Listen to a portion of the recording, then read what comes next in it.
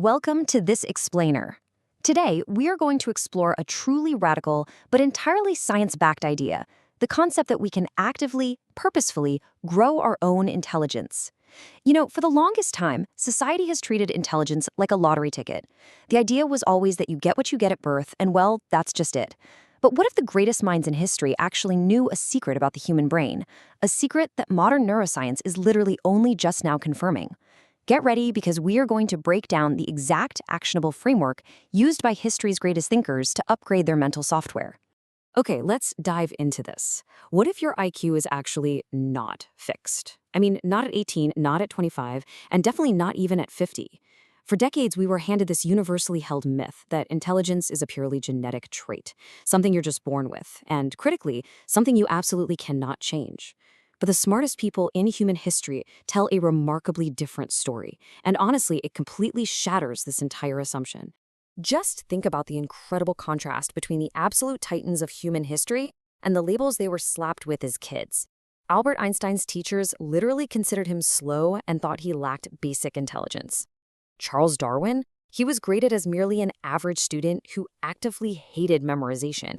And Thomas Edison was outright expelled from school and labeled unteachable. No way, right? Yet these are the very people who completely reshaped how humanity thinks about the universe. So what exactly changed? Well, it wasn't their genes, and it certainly wasn't their formal schooling. It was their habits.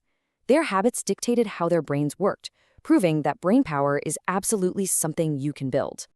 To figure out exactly how these icons completely transformed their minds, here's our roadmap for today. We'll start with the fixed intelligence myth, then move right into mastering your inner mind, externalizing your thoughts, training and protecting memory, and finally, tying it all together into the intelligence system. All right, Section 1, the fixed intelligence myth, and debunking this whole idea of a genetic lottery. Modern neuroscience is actually confirming what these historical figures intuitively knew all along. You can break through mental plateaus. Intelligence is not some rigid, unchangeable container. It's much more like a muscle that responds to very specific types of resistance and training. Moving right along to Section 2, Mastering Your Inner Mind, which covers habits 1 and 2. So, most of us today kind of assume that getting smarter means just constantly consuming more stuff, right? More videos, more podcasts, more articles. But incredibly, neuroscience shows us the exact opposite is true. Your brain actually becomes smarter when it's forced to think without any input at all. Doing this activates what's called the default mode network.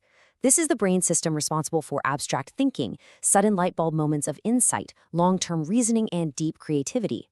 Einstein famously activated this network by performing intense thought experiments. He didn't just sit there and run calculations, he imagined. He would walk completely alone for hours, no books, no notes, no input whatsoever.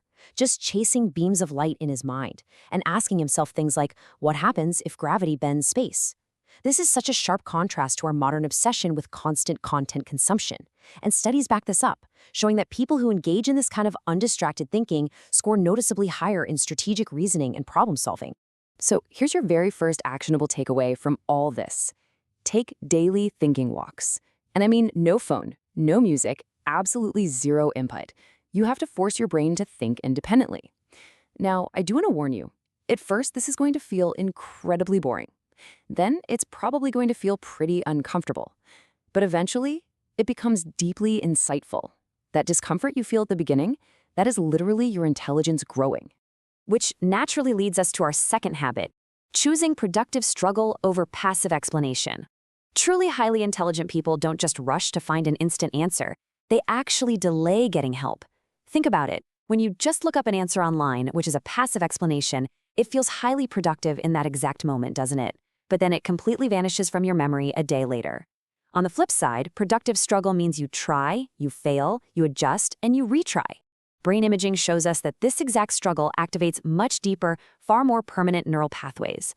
Struggling to find an answer is absolutely not a sign of low intelligence. It is the vital biological mechanism that actually builds it. And this brilliantly illustrates exactly what productive struggle looks like in the real world. Take Benjamin Franklin's method, for example. He would read an essay, immediately put it away, and then try to completely rewrite the whole thing from memory. Only after intensely struggling to reconstruct the arguments on his own would he allow himself to compare his version with the original piece. Franklin was actively forcing his brain to retrieve, reorganize, and refine information before he ever sought outside help. Try this yourself. Write out your very best answer before you ever ask for help, even if you are totally sure it's wrong. All right, let's jump into section 3, externalizing your thoughts, where we'll unpack habits 3 and 4. Most of us write just to store information, kind of like a hard drive for facts. But really smart people, they write to actually clarify their thinking. Consider Leonardo da Vinci. He didn't write neat, perfectly organized essays. He filled his notebooks with messy questions, fragments of thoughts, wild diagrams, and contradictions. His notebooks weren't organized archives at all. They were alive. Writing forces your brain to hit the brakes, to slow down, to detect the actual gaps in your logic, and to make vague, fuzzy ideas highly precise. In fact, research from Princeton and UCLA confirms that writing by hand improves conceptual understanding far more than typing or reading ever could. Writing is truly thinking made visible, so keep a daily thinking journal. But don't just ask, what did I do today? Instead ask, what do I actually understand and what confused me? Now, let's see how that naturally builds into habit 4, constructing mental models. Folks with high IQs don't just memorize isolated, random facts. They try to understand entire systems. Take Charlie Munger's famous lattice work of mental models. By studying physics, you learn all about cause and effect. Biology teaches you the rules of adaptation. Psychology reveals deep human biases, and economics teaches you the sheer power of incentives. When your brain learns across multiple domains like this, it develops something called transfer intelligence. That's the ability to take an idea from one context and apply it into a completely new one. This is exactly why polymaths like Aristotle, Da Vinci, and Goethe utterly dominated history. They saw the connections. And modern research backs us up, confirming that cross-domain learners exhibit much higher fluid intelligence. To actively build this transfer intelligence for yourself, you've got to adopt this habit. Every single week, learn just one concept totally outside your normal field. You absolutely do not need deep expertise here. You just need a broad conceptual understanding. The whole goal is just to help your brain start connecting ideas across different boundaries, because that is where fluid intelligence truly takes off. That brings us to section 4, training and protecting memory. Let's look at habits 5 and 6. A lot of people think memory is just some totally separate function from intelligence, but honestly, it is completely foundational to it. You really have to engage in deliberate memory training through things like active recall, spaced repetition, and vivid visualization. Nikola Tesla was famous for doing exactly this. He could mentally visualize entire complex machines, rotate them in his mind, and even test them for flaws without ever building a single physical prototype. Ancient scholars deliberately trained their memories too, because they knew a sharper memory naturally creates faster reasoning. And today, MRI studies prove they were spot on. Individuals who engage in deliberate memory training physically reorganize their neural networks, creating denser, faster, and way more efficient connections in the brain. So start recalling information before you just review it. Try teaching what you learned to someone else without looking at your notes. Now, what's really interesting about this slide is this single solitary number right here, 4 to 5. That actually represents the number of deeply focused hours Charles Darwin worked each and every day. Seriously. Smart people don't try to think deeply for 12 hours straight. They think when their brain is at its absolute strongest. Darwin relied on intense, short bursts of focus followed by deep, intentional recovery, rather than falling into the exhausting trap of chronic hustle. Which naturally leads us to our core habits for recovery: sleeping deeply, moving every day, getting some sunlight, and, this is absolutely crucial, allowing yourself to actually be bored. While modern hustle culture screams at you to grind for 14 hours a day on a steady diet of iced coffee and panic, remember that chronic stress actively damages your executive function. And executive function is a massive, core component of your IQ. Your brain absolutely does not upgrade during the hustle, it upgrades during recovery. Allowing boredom isn't some weakness, it is an essential state of cognitive recovery, where your brain consolidates information and actually levels up.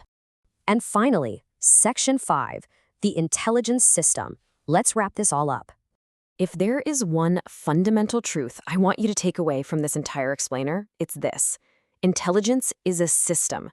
Your IQ actually increases through daily habits, not through some quick shortcuts or life hacks. The smartest people in history didn't just chase intelligence directly, right? They didn't just sit there and try to force themselves to be smart.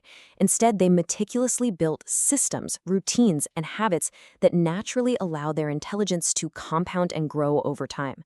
If you want to think clearer, learn faster, and build a genuinely stronger mind, you have to start with your daily habits, not just by blindly accumulating more information. So I'm going to leave you with this final provocative thought. Are you ready to build your system? Are you willing to embrace the weird discomfort of a totally silent thinking walk, the productive struggle of wrestling with a tough idea, and the absolute necessity of cognitive recovery? If this explainer changed how you view your own potential, apply these principles today. And hey, don't keep it a secret. Share this explainer with anyone in your life who is still trapped in a fixed mindset, just waiting around for their genetic lottery ticket to pay off. It's time to get to work.